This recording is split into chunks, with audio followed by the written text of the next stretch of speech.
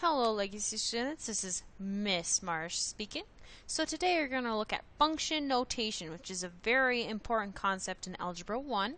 What you're going to want to have on you, your materials, your notes, pen or pencil, and then also a calculator today.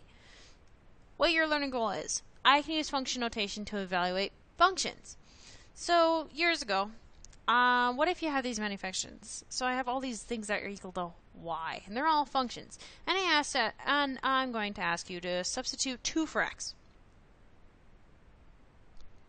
Why can't, oh, you don't know what I want you to substitute into, right? You're going to be frustrated. You're not going to know. So mathematicians realized that this was also a problem when they had multiple functions and they were trying to reference them when they're working. So they started naming the functions.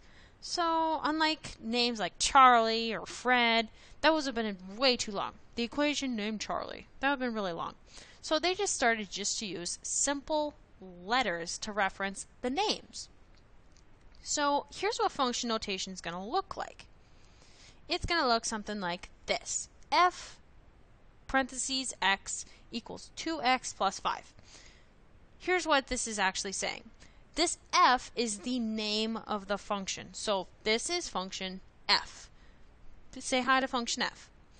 And then the 2x plus 5 is the rule of the function. We've been making function rules for a little while. So that's basically the equation of the function. And then the x is the variable that's present in the function rule. So if you notice, I have this x present right here, so I'm going to have an x inside those parentheses. This is read as f of x. So this right here is read as f of x, or the value of f at x. That is not f times x, that is f of x. Basically, the function f at x is equal to 2x plus 5. So let's try rewriting using function notation. So you first need to name the function with a letter. It could be any letter you choose. Most of the time, f is a common one. Then the variable that goes in the parentheses is the one you see in the rule that's currently there. Let's try y equals 5x plus 3. So I'm going to name this guy. I'm going to name him f. And I'm going to look here. The function rule has an x in it. So inside the parentheses, I'm actually going to put an x, because that is the variable present in the function rule, 5x plus 3. Okay, let's try another one. I have c equals 12 times smiley face minus 100. Now, I can name him. I'm going to name this guy c. Now, the variable present is smiley face. So I'm going to put actually a smiley face for my variable. Okay?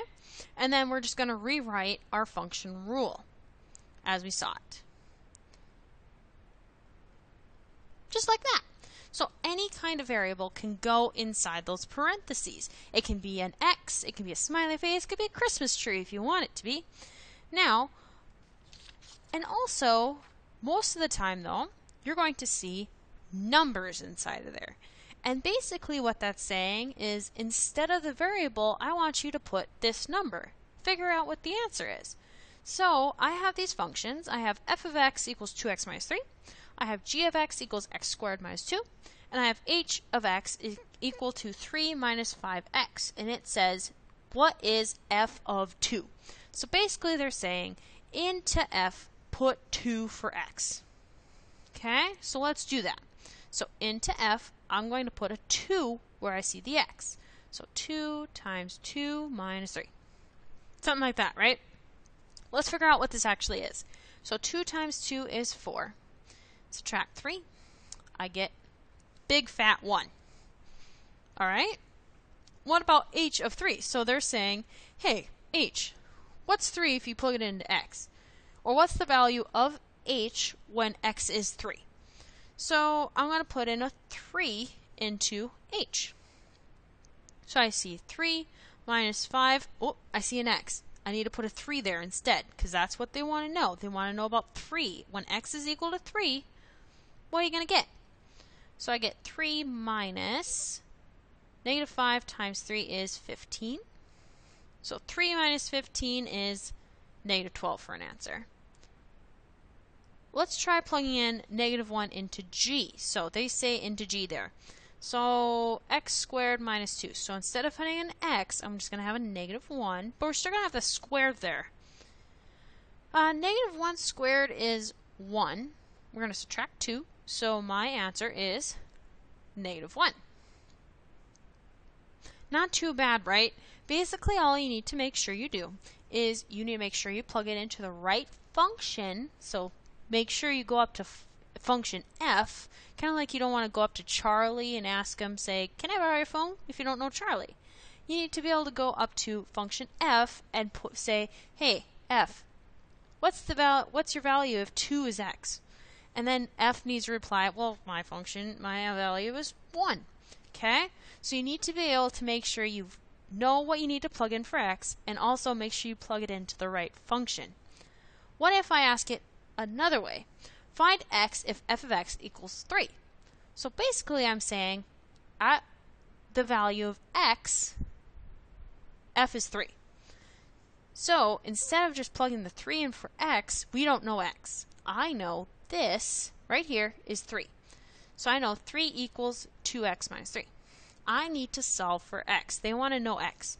So I'm going to add 3. We're going to use our solving skills here. And it looks like I got to divide by 2. So 3 equals x. Not too bad.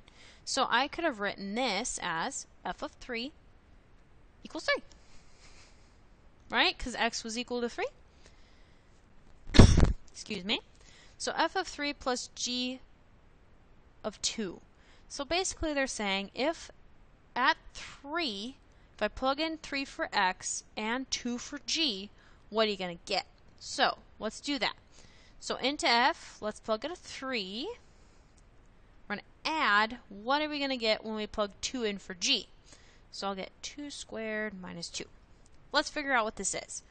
2 times 3, well, that's 6. 2 squared is 4. There we go. Let's combine. 6 minus 3 is 3. 4 minus 2 is 2. So my answer is 5, because 3 plus 2 does in fact equal 5. You could even type that quickly into your calculator if you wanted. And that's the end of this video. See you later, Sabers.